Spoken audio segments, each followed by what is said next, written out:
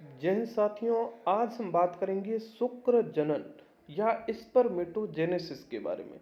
Spermatogenesis क्या है, spermiation क्या है, इसका रेखांकित चित्र किस प्रकार से बन सकता है, इसकी पूरी जानकारी आपको इस वीडियो के अंदर मिल जाएगी।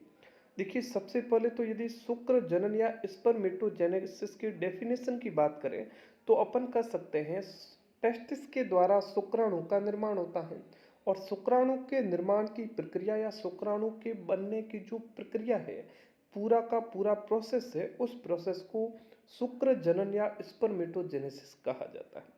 अब ये प्रोसेस स्पर्मेटोजेनेसिस वाला होता कहाँ पर है? ये वृषण के अंदर होता है और वृषण के अंदर बहुत सारी ऐसी पालिका नुमा संरचनाएं पाई जाती हैं।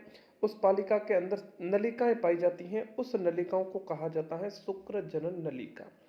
तो शुक्र जनन की प्रक्रिया वृषण या टेस्टिस के अंदर शुक्र जनन नलिकाएं पाई जाती हैं, वहां पर संपन्न होती हैं।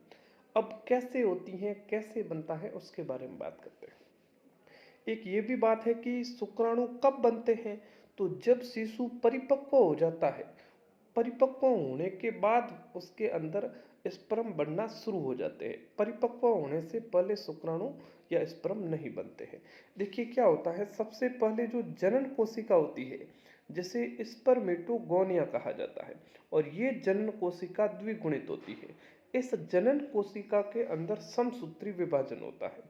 गुणन का मतलब एनसीईआरटी के अंदर गुणन दिया हुआ हो सकता है, गुणन का मतलब है समसूत्री विभाजन। जब इस जनन कोशिका के अंदर समसूत्री विभाजन होता है तो इनसे बहुत सारी नई कोशिकाएं बन जाती हैं।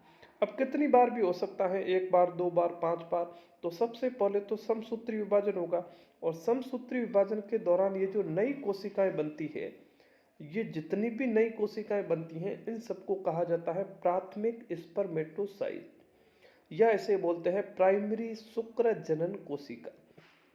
ये जो प्राइमरी शुक्र जनन कोशिकाएं बनती हैं, इसमें होता है अर्धसूत्री विभाजन, और ये होता है अर्धसूत्री विभाजन फर्स्ट। और अर्धसूत्री विभाजन फर्स्ट में कोशिकाओं की संख्या आधी हो जाती है, गुणसूत्रों की संख्या आधी हो जाती है। तो यहाँ पर ये द्विगुणित है, 2n है। तो इस अर्धसूत्री विभाजन के पश्चात जो नई कोशिकाएं बनेगी, ये जो है अगुणित होती है। तो एक यहाँ पर बहुत सारी बनी, प्रत्येक से ये प्रोसेस होता है, अपन एक को लेकर चलते हैं। तो इस एक प्राथमिक स्पर्मेटोसाइट से द्वितीयक स्पर्मेटोसाइट बनती है, तो इनसे दो कोशिकाएं बनती हैं। दोनों कैसी होती हैं? अगुणित कोशिकाएं। और ये जो अगुणित कोशिका है, प्रत्येक इन अगुणित कोशिका के अंदर अर्धसूत्री विभाजन सेकंड होता है, और अर्धसूत्री विभाजन सेकंड जो है वो समसूत्री विभाजन के समान होता है। ठीक है, तो यहाँ पर एन एन है, ये तो था अर्धसूत्री विभाजन फर्स्ट। तो अब यहाँ पर देखोगे तो यहाँ पर भी एन एन दोनों अगुणित कोशिकाएं बनती हैं, क्योंकि अर्धसूत्री विभाजन सेकंड समसूत्री विभाजन के समान होती है। ठीक है, अब ये जो चार अगुणित कोशिकाएं हैं, इन चारों अगुणित अगतिशील कोशिकाओं के अंदर एक प्रक्रिया होती है, एक प्रोसेस होता है जिसे स्पर्मियोसिस कहा जाता है। इस स्पर्मियोसिस के दौरान ही ये चारों कोशिकाएं किसमें बन जाती हैं? शुक्राणु के अंदर गतिशील शुक्राणु का निर्माण कर देती है। ठीक है, कुछ और भी बातें हैं। अब जैसे ये शुक्राणु बना, तो बनते ही शुक्र जनन नलिका में कैसे जाएगा? तो शुक्राणु बनने के पश्चात शुक्राणु का सर जो है वो सर्टोली कोशिका के कोशिका द्रव्य में धस जाता है, और वहां से वो पोषण प्राप्त करेगा, और पोषण प्राप्त करने के पश्चात वो शुक्र जनन नलिका के अंदर चला जाता है, और इस प्रक्रिया को कहा जाता है स्पर्मिएशन।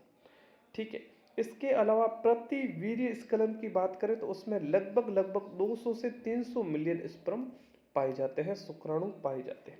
यदि आपको एक सक्षम जनन करना है तो सक्षम जनन के दौरान जितना भी शुक्राणु का निर्माण होता है, उनमें से 60% सामान्य होते हैं और